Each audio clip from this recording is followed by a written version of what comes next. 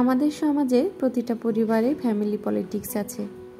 পরিবারের যে সন্তানটা সবচেয়ে বেশি দায়িত্ববান তার সাথেই বেশি ফ্যামিলি পলিটিক্স করা হয়।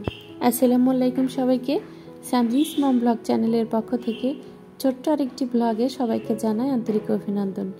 আশা রাখছি সবাই ভালো আছেন, সুস্থ আছেন। সকাল সকাল এই তো নাস্তা তৈরি করে নিচ্ছি।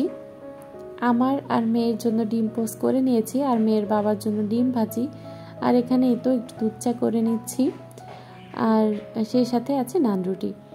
তো এটাই আজকে আমাদের সকালের নাস্তা। নান রুটির সাথে দুধ চায়ের কম্বিনেশনটা কিন্তু খুব ভালোই লাগে।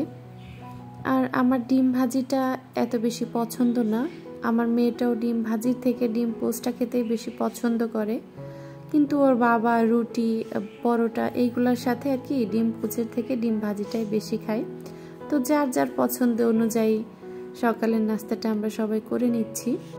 এখন আর বাবুর জন্য আমরা টেবিলে বসে নাস্তা করতে পারি না, বাবুর জন্য বেডরুমে বসে নাস্তা করা লাগে।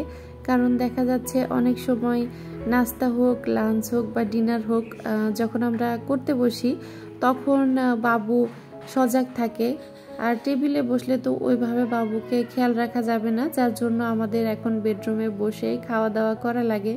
আমরা যখন খাচ্ছিলাম তখন কিন্তু সে সজাগ ছিল, আর সে অনেক কান্নাকাটি করছিল, আর কান্নাকাটি করতে করতে যখন আমরা তার কাছে কেউ না যাই তখন রাগে মানে একদম কথা বলতে পারলে হয়তো বা বলতো যে তোমরা কেন আমার কাছে আসছো না, তখন আরও বেশি চিল্লাতে থাকে আর নিজের মতো কথা বলার চেষ্টা করে।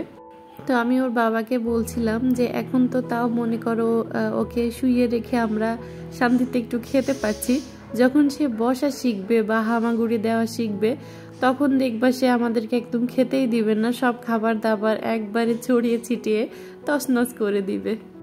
বাবুর আস্তে আস্তে বেড়ে ওঠার প্রত্যেকটা মুহূর্ত আমি খুব বেশি এনজয় করছি। সামরিনের ছোটবেলাটা আমার চোখের সামনে ভেসে উঠছে, মনে হচ্ছে আমার সামরিনও তো এগুলা করতো, সামরিনও এত ছোট্ট ছিল।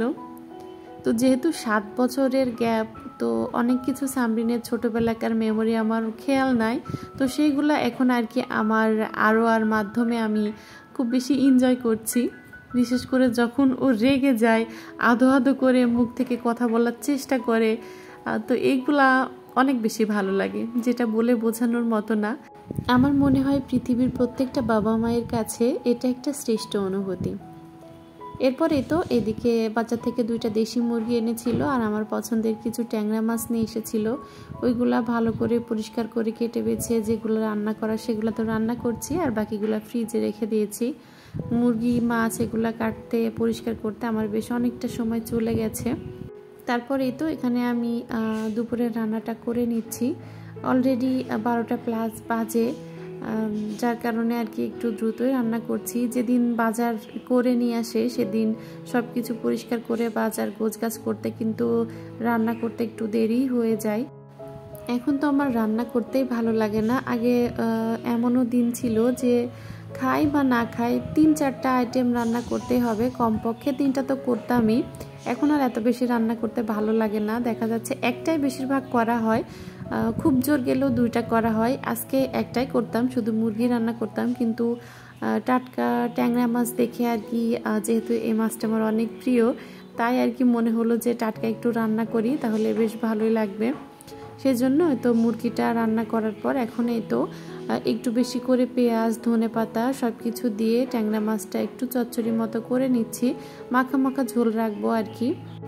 তো আমার আজকের ব্লগটা যদি আপনাদের কাছে ভালো লেগে থাকে তাহলে একটা লাইক করে দিবেন, চাইলে ফ্রেন্ডস ও ফ্যামিলির সাথে শেয়ার করতে পারেন, আর যদি খুব বেশি ভালো লাগে তাহলে চ্যানেলটা সাবস্ক্রাইব করে সবাই আমার সাথেই থেকে যেতে পারেন। আর যারা অলরেডি এই কাজগুলো করেছেন তাদেরকে জানাই অসংখ্য ধন্যবাদ। সবাই ভালো থাকবেন, সুস্থ থাকবেন। আসসালামু আলাইকুম, আল্লাহ হাফেজ।